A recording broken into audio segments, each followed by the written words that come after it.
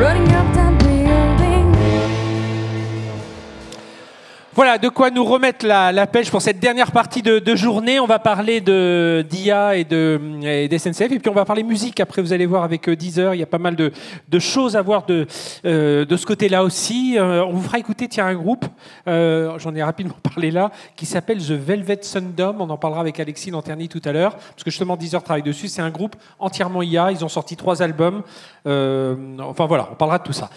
Bienvenue, Magali, Loïc. Magali, directrice régionale du TER Bretagne et coordonnatrice régionale du groupe SNCF. Donc, un pied en Bretagne et puis un pied aussi sur l'ensemble du territoire. Et puis, Loïc, bonjour. Toi, Loïc, responsable de 574 Centre et Ouest et direction numérique du groupe SNCF. Le 574 Centre et Ouest, ça veut dire quoi ? Si quelqu'un le trouve dans l'Assemblée, il repart avec un goodies SNCF. Voilà. Monsieur Gaouillet, c'est pas possible. D'autres ?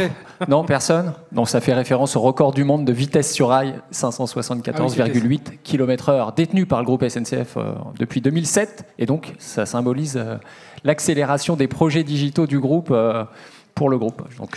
Magali, un mot peut-être pour rappeler le groupe SNCF, parce qu'évidemment on connaît la marque, on connaît évidemment son métier, mais ce dont on se rend moins compte, c'est près de 300 000 collaborateurs, c'est réparti partout, il y a des filiales à l'international. Enfin voilà, nous rappeler un peu ce qu'est la SNCF pour voir l'ampleur d'un projet d'intelligence artificielle, de numérique dans ce groupe.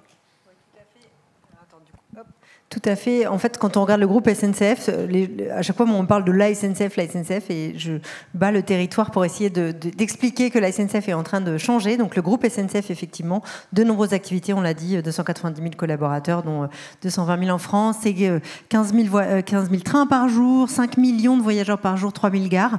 Pourquoi est-ce que je vous dis ça ? Parce que dans le groupe SNCF, du coup, il y a des activités comme le réseau, l'infrastructure, les gares, on a Keolis, Géodis, le fret, le TGV, bien sûr, le TER.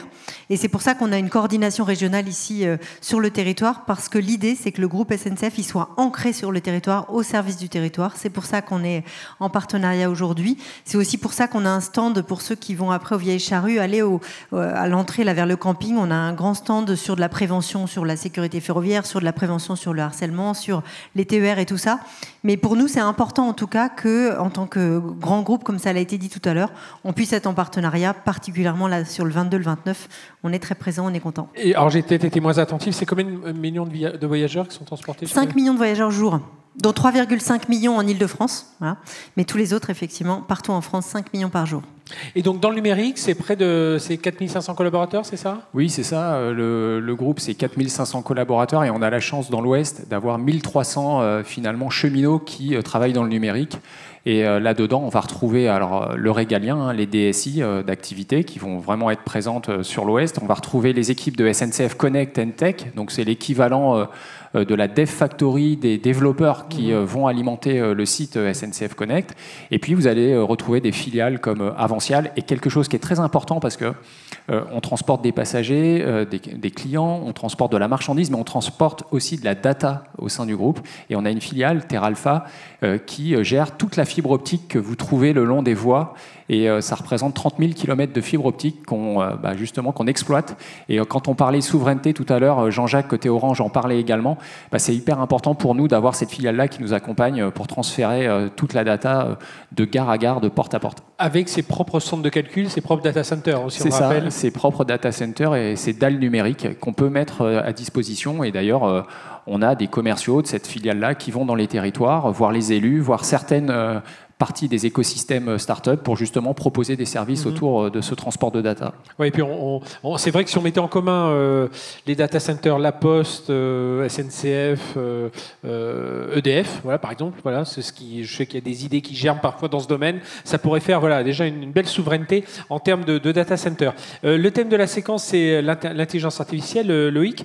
Donc l'IA, évidemment, il y a une accélération avec l'IA générative depuis 3 ans, mais ça fait quand même un moment on le voit, nos profils sont un peu personnalisés. Alors c'est de l'analyse de données, mais il y a un peu d'IA derrière depuis un moment déjà. Oui, effectivement, on voit là, avec ChatGPT arrivé il y a environ 3 ans, que finalement ça a tout embarqué, ça a tiré tout un tas d'innovations côté groupe.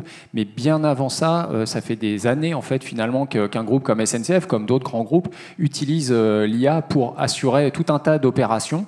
Alors on parle d'IA, ça peut être de l'algorithmie très poussée, mais ça peut être aussi utiliser du machine learning, de la vision par ordinateur pour améliorer des processus industriels et soit créer de la valeur, on va dire, pour la maintenance, pour le réseau, pour nos agents, pour faciliter la tâche des gens. Et dans tous les cas, c'est vraiment quelque chose qui est au service, finalement, au bout du client, pour mettre à disposition du matériel plus rapidement, anticiper des pannes, tout ce qu'on appelle maintenance prédictive. C'est des choses qui sont dans le groupe depuis une vingtaine d'années. Et c'est quelque chose qui s'accélère avec l'arrivée de l'IA générative. Ça a changé quoi, justement, l'arrivée de cette IA générative ? Ça a changé en fait déjà la temporalité, c'est-à-dire que déjà on parlait d'agilité. Alors je ne sais pas si finalement Charlie Wiener est toujours là, mais là et du coup on aurait eu, je pense, des verbatim de notre part. Mais développer des projets en agile, c'est quelque chose qui n'est pas si récent que ça dans toutes les boîtes. Et finalement faire des sprints avec de l'IA, ça a encore décuplé le delivery, c'est-à-dire la mise sur le marché de nos applicatifs, quoi. Magali, justement, la vision groupe SNCF de l'IA générative, il y a eu un SNCF GPT un peu comme partout, mais voilà, qu'est-ce qu'il y a de plus aujourd'hui ? En fait, quand on se dit qu'on veut être leader de la mobilité, on se rend compte qu'il faut être aussi leader dans la tech. Tu l'as dit, c'était plus de 20 ans. Quand on pense à voyagesncf.com, je ne sais pas si certains s'en rappellent, ça a été créé dans les années 2000 à l'époque, qui est devenu SNCF Connect. Et en fait, SNCF Connect, au-delà de ce que vous connaissez, c'est aussi aujourd'hui un outil en marque blanche au service de n'importe quelle collectivité, un outil hyper puissant mis au service. Pourquoi je dis ça ? Parce que quand l'IA générative est sortie avec ChatGPT, du coup, on l'a regardé en tant que groupe, en se disant comment est-ce qu'on peut regarder cet objet, qu'est-ce qu'on peut en faire. On l'a testé, c'était en 2023. Et depuis février 2025, suite à ces tests, on l'a développé en interne. Et on a effectivement un SNCF GPT, on appelle ça chez nous, qui est ouvert à 100 000 collaborateurs. Aujourd'hui, il y en a 18 000 qui l'utilisent régulièrement. Alors, en proportion, il n'y aurait pas autant de mains levées que ce qu'on a vu tout à l'heure. Mais concrètement, l'idée, c'est de pouvoir avoir de l'apprentissage sur l'utilisation, de pouvoir commencer à tester des choses tout en étant dans un cadre sécurisé. Quelles populations ? Est-ce que c'est des gens qui sont en back-office ? Est-ce que c'est des agents de maintenance ? Est-ce que c'est des gens qui sont face aux clients ? Alors, utilisent cette IA générative on a eu une stratégie... ou des développeurs, tout simplement. Oui, alors les deux. En fait, on a eu une stratégie au départ, c'était d'embarquer le maximum de 4 dirigeants, 4 supérieurs du groupe pour déjà montrer à cette population-là qu'il était important de s'intéresser au sujet pour ensuite, vis-à-vis des équipes, leur amener l'ouverture et les possibilités de test. Ça, c'était hyper important pour nous. Et puis, assez vite, on a vu que dans les outils du marché, il y avait des choses à tester. Alors, des fois, des choses captées sur les territoires, des fois, des choses un peu plus... d'acteurs hyper connus du marché, et ça pour les développeurs. Alors ça, c'est une certitude, même si les gains initiaux n'étaient pas si importants que ça, et c'est pour ça qu'on a dû travailler, revoir la copie un peu et trouver d'autres acteurs pour doter les développeurs de technologie. Et c'est d'ailleurs, là je le dis là maintenant, mais à Vivatech, il y a eu une annonce qui a été faite par le groupe SNCF, c'est le partenariat avec Mistral AI, et Mistral AI a une brique applicative pour les développeurs, et c'est cette brique-là qui va servir justement à améliorer et à faciliter la vie de ces populations-là. Il y a d'autres assistants IA qui sont installés dans d'autres modèles ? Oui, alors en fait, groupe SNCF GPT, c'est un multi-LLM déjà. Magali citait 100 000 collaborateurs qui ont accès. On a plusieurs LLM à l'intérieur, et selon le prompt de la personne, ça choisit le bon modèle pour qu'il soit à la fois le plus économe en énergie par rapport à la requête, et aussi qu'il soit le plus pertinent. Un GPT-4o, c'est différent d'un Gemini ou d'un Claude 3 Sonnet ou d'un Mistral AI dans ses réponses. Donc il fallait aussi pouvoir avoir un modèle qui réponde précisément aux prompts, qui permettent aussi de verdir un peu les prompts. C'est-à-dire qu'à un moment donné, d'avoir le bon modèle qui répond à la bonne problématique, parfois on ne va pas utiliser un gros truc alors qu'on a besoin d'une toute petite requête et d'une petite réponse. Donc là, ça va s'adapter. On verdit les prompts aussi en les compressant, les réponses.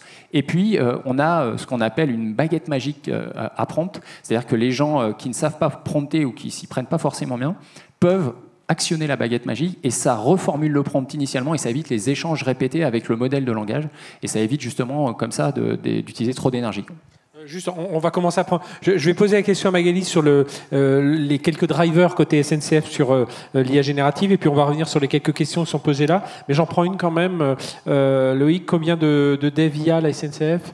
Alors, il faut distinguer deux choses. Il y a les dev IA internes au groupe et il y a la sous-traitance. Il y a beaucoup plus de sous-traitance en IA qu'interne au groupe. Mais dans le groupe, des gens chez Mistral, des gens chez d'autres, non, ou des c'est ESN. plutôt des ESN. Ouais, des ESN, plutôt des ESN. Et sur les dev IA, on a entre 500 et 600 devs au sein du groupe. D'accord. Magali, un mot donc sur les drivers côté SNCF autour de l'IA générative. En fait, quand on a voulu structurer l'organisation sur ce sujet-là, on s'est dit qu'il faut l'attraper de manière hyper pragmatique. On a finalement 3 questions qu'on se pose à chaque fois. C'est comment est-ce qu'on peut acculturer au mieux ? C'est-à-dire comment est-ce qu'on peut inciter vraiment, et c'est un mot d'ordre qui est donné par les patrons de l'entreprise régulièrement, les patrons et patronnes de l'entreprise qui nous disent « je vous demande, c'est plus une question en fait, je vous demande d'utiliser l'IA ». Tout à l'heure on disait qui l'a utilisé aujourd'hui, qui l'a utilisé dans la semaine. Ils font régulièrement la question et c'est pas très bien vu de pas lever la main.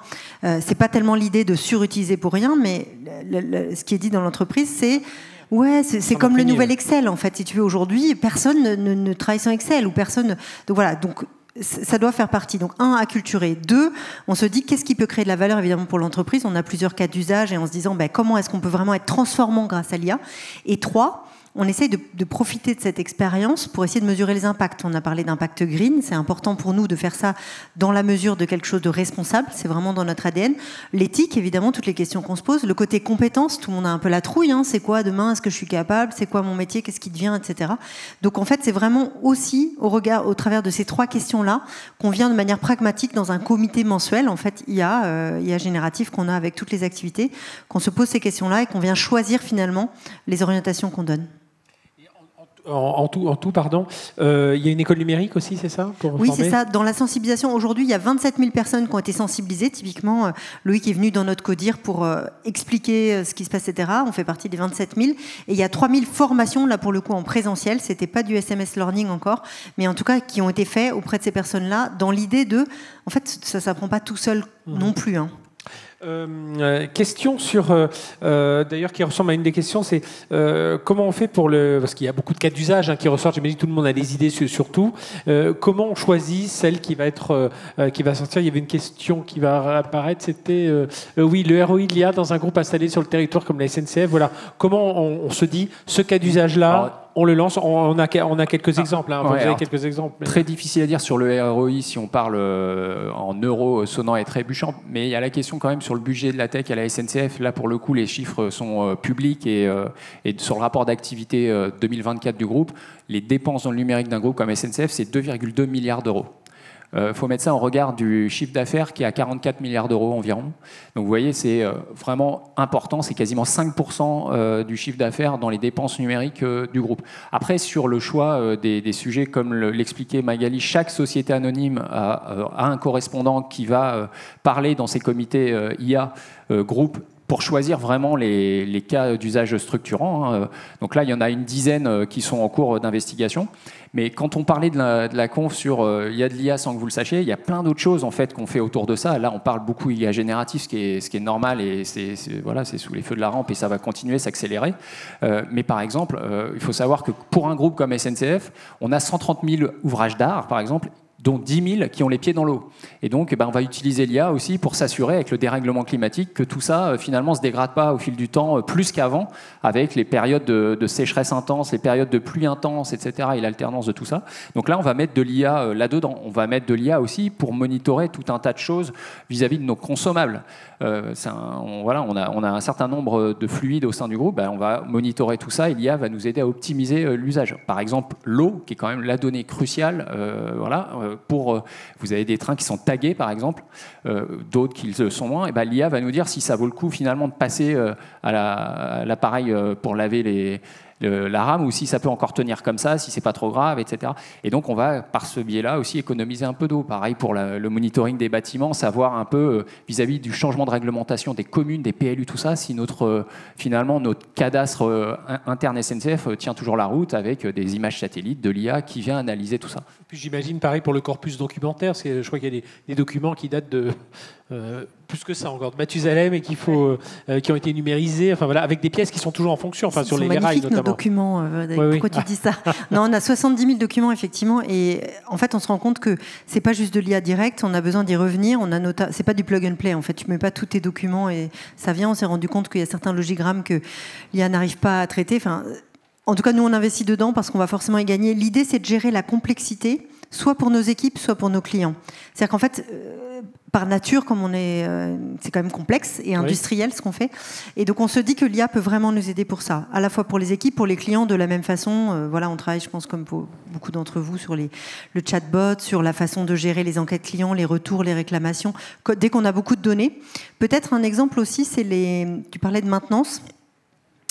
Pour montrer l'impact direct sur le business, en fait. Aujourd'hui, on nous demande, je prends l'exemple de la Bretagne, on nous dit qu'il faut plus de trains dans les TGV, il faut plus de places dans les TGV, il faut rajouter les TER parce qu'il y a de plus en plus de gens qui voyagent et tout ça, mais pour ça, il faut qu'on ait des rames. Donc ça s'achète, c'est 18 millions d'euros la rame de train TER, je ne parle même pas des TGV, et puis ça prend du temps pour qu'elles arrivent. Là, la région en a commandé, elles arrivent en 2026, mais en attendant, la seule façon de faire, c'est de libérer plus de rames. Et donc, ce que fait TGV, ce que fait TER, concrètement, c'est qu'on va utiliser l'IA pour de la maintenance prédictive. Concrètement, c'est quoi? On vient regarder sur au lieu de venir de dire tiens, la rame, j'ai qu'à la voir, tiens, envoie-la moi tous les 3 jours, je vais vérifier que tout fonctionne bien. Là, on a des petits capteurs, c'est de l'IoT en fait, qui viennent regarder, et comme on est sur des très très grosses données, on peut venir voir les signaux faibles qui vont nous permettre de dire cette porte-là, si ça continue dans 2 jours, elle va être en défaut, et donc au lieu de la faire rentrer systématiquement, je ne la fais rentrer que quand j'en ai besoin. C'est très très concret, et derrière ça veut dire quoi? Plus de places, et vous allez le voir cet été, TGV a rajouté des places de train, TER, on a 17 trains de plus entre Quimper et Vannes à partir de septembre. C'est aussi grâce à des petites avancées qu'on va faire comme ça. Et puis j'imagine les techniciens quand ils interviennent aussi, parce que voilà, il y a la gestion des connaissances qui n'est pas toujours simple. Il y a les anciens qui s'en vont, il y a des plus jeunes qui arrivent, et puis on peut prompter assez facilement en disant voilà, je suis devant telle situation, et dans la bibliothèque, enfin dans le corpus de réponse d'une IA générative, on va retrouver des choses. Il y a ça, et puis il y a aussi la reconnaissance de pièces. Alors, pour être tout à fait sincère, aujourd'hui, dans notre Technicentre, on n'y est pas encore complètement. D'accord. C'est-à-dire que c'est quand même, pour moi, la cible. On est en train de regarder des startups qui nous proposent des choses sur de la reconnaissance de pièces. On fait déjà beaucoup de choses automatisées, mais ce n'est pas complètement de l'IA générative. En revanche, on s'y intéresse très fortement en se disant que ça peut avoir de la valeur. Certains citaient le jumeau numérique pour prédire les trafics, gérer les flux en gare. Alors en fait, ça, c'est des choses qui se faisaient déjà avec de l'algorithmie dans les postes de commandement, on appelait ça à l'époque. Maintenant, c'est plutôt les centres opérationnels de supervision. Voilà, c'est un autre vocable. Mais en fait, j'essaie de comprendre la question, c'est on a un train, par exemple, qui est, comme on dit dans le jargon SNCF, planté en milieu d'une voie et qui empêche d'autres trains de circuler. Comment on trouve des itinéraires de contournement? Comment est-ce qu'on optimise en fait la reprise des circulations, etc. Ça, c'est aujourd'hui en fait de l'algorithmique qui est utilisée, et des tests sont faits, c'est pas en prod strictement, avec l'IA Gen, cette fois-ci, qui vient finalement guider des acteurs humains, parce qu'on est toujours là-dessus, on n'est pas sur une IA autonome qui va faire ses trucs, c'est toujours une aide en fait pour des humains qui sont là et qui sont devant leur PC ou devant un client, quoi. Mais ça permet de la simulation avec beaucoup de données. Je pense à la gare de Rennes avec 2 trains sur la même voie. Typiquement, alors je ne sais pas si on va appeler ça jumeau numérique, mais on a simulé, simulé l'ensemble des installations de la gare, et de se dire le jour où il y a le flux qui fait x2, qui fait x3, qui fait x4, comment on s'assure que dans le souterrain ça passe, comment on s'assure pour qu'on puisse évacuer. Donc effectivement, on fait ce type de simulation avec de très grosses données. Et puis sur les flux, ça a été présenté à Vivatech, donc je peux facilement finalement en parler comme ça. C'est qu'on a aussi la possibilité de s'assurer. D'ailleurs, on a rencontré avec Frédéric Nicolas côté Brest une start-up lors d'une Learnex en Bretagne Ouest qui peut nous permettre aussi de mettre des capteurs à certains endroits pour s'assurer, via du bâtonnage ou d'autres sophistications, qu'on a telle personne à tel endroit, qu'on n'a pas abandonné une personne dans un train alors qu'il allait au dépôt, par exemple, ou en gare, qu'on n'a pas laissé un objet traîner et qui pourrait s'apparenter à un colis abandonné. Tout ça, en fait, ça se monitore aussi avec des fois des caméras de vidéosurveillance qui existent, ou bien des sujets en fait de lidar qu'on va utiliser. Et comme ça va engager plein de data, l'IA va nous aider finalement à tirer parti de ces datas-là, quoi. Lutte contre la fraude aussi. Oui, tout à fait. En fait, ce sujet-là, ouais. Il y a plein de sujets sur lesquels, lutte contre la fraude, il va y avoir aussi les enquêtes annuelles. Je pense que plusieurs entreprises font ça aussi. On a plein de verbatim qui remontent et on se rend compte qu'on n'a pas la capacité toujours de pouvoir les traiter. Sur la lutte contre la fraude, c'est un peu le même sujet. On n'arrive pas aujourd'hui à recouvrir l'ensemble des PV, par exemple. Et donc, en fait, l'IA aujourd'hui nous aide. Dès que vous avez une masse de données, enfin, c'est ce qui a été beaucoup dit, mais dès qu'on a une masse de données, dès qu'on a un gros big data, grâce à l'IA, on va pouvoir justement permettre de résoudre des choses qu'on n'arrivait pas, un peu résoudre la complexité là, dont on parlait tout à l'heure, de pouvoir aller plus loin sur des éléments sur lesquels aujourd'hui on n'arrivait pas, enfin, ou hier on n'arrivait pas à avancer. Moi, ce qui m'affolerait, c'est l'ensemble des projets, parce qu'il y a des projets à bord, en gare, les agents de maintenance, les clients. J'imagine qu'il y a vous faites aussi des simulations avec les autres transporteurs, hein, parce que quand on arrive en gare, parfois on prend un bus derrière, voire des blablacar, parce que maintenant il y a ces relations. J'imagine que tout ça aussi, ce sont des modèles assez complexes.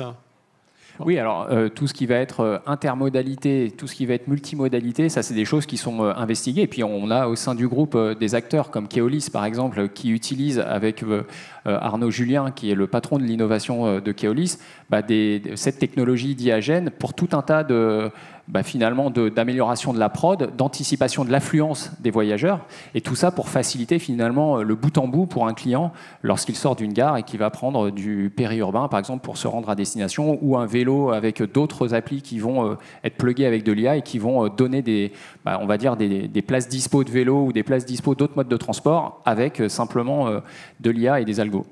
En fait, c'est un peu ce que disait Sofrider tout à l'heure sur l'histoire de l'intention. C'est-à-dire qu'en fait, on n'est pas en train de se dire « Ah, il y a un objet, qu'est-ce qu'il pourrait faire si on appuyait sur le bouton rouge ?» Vraiment, l'objet, c'est pour ça que je disais pragmatique tout à l'heure, où est-ce qu'on a besoin de créer de la valeur ? Où est-ce qu'on a des sujets qu'on n'arrivait pas à craquer jusqu'à présent parce qu'on était bloqué par notre capacité à faire et c'est vers celle-là qu'il faut commencer. Enfin, on a tellement de défis à relever pour que tous ceux dans la salle et ailleurs puissent laisser leur voiture et puissent plus facilement prendre le train, être en intermodalité. C'est ça le sujet en fait. Et c'est ce que j'ai retenu tout à l'heure de ce que disait Surfrider. Il ne faut pas qu'on se trompe d'enjeu. C'est pas un jouet. Enfin, j'ai envie de dire, oui, nos patrons nous disent qu'il faut l'utiliser de plus en plus et ils ont raison parce que c'est un outil, mais au service de ce qu'on doit réaliser ensemble, je pense. Un dernier mot, Vivatech, il y a eu cette annonce, on en a rapidement parlé avec Mistral. Le principe, c'est quoi ? En fait, c'est de se dire que déjà, on fait rentrer Mistral dans notre modèle groupe SNCF GPT, déjà en majeur, que des équipes Mistral vont nous aider à déployer en fait la solution Codestral, qui est la solution pour les développeurs, et avoir des équipes qui soient vraiment au plus près en fait des équipes de dev SNCF, ça c'est ultra important pour nous. Et puis, toujours pareil, hein, on est sur la souveraineté, donc de pouvoir avoir nos datas qui soient sauvegardées, parce que ce qu'on a peut-être pas suffisamment dit sur le groupe SNCF GPT, la vertu quand même du truc, c'est qu'on bénéficie de la puissance des LLM qui sont avec lesquels on travaille, qu'on a installé, mais toute la data qui est injectée dans ce modèle d'IA, en fait, ça ne va pas du tout entraîner d'autres modèles. Et entre collègues, tout est étanche aussi. C'est-à-dire que c'est vraiment à la session propre qu'on va utiliser le modèle. Il n'y a pas de... vraiment, ce n'est pas poreux d'un collègue à l'autre. On n'entraîne pas le modèle. Alors, on pourrait se dire, ouais, c'est dommage, on perd. Non. Mais ça, à la limite, si on veut entraîner le modèle, on a d'autres façons de le faire que ce groupe SNCF GPT. Merci. Il y a une question qu'on aurait pu poser à l'IA, c'est qui sera le prochain président de la SNCF. Mais bon, voilà, on a quelques noms qui circulent. Je comptais, j'ai pas eu le temps, j'aurais voulu lui demander là comme ça, mais il y a quelques noms qui sortent, on verra ça. En tout cas, merci infiniment. Merci Loïc et Magali, on peut les applaudir.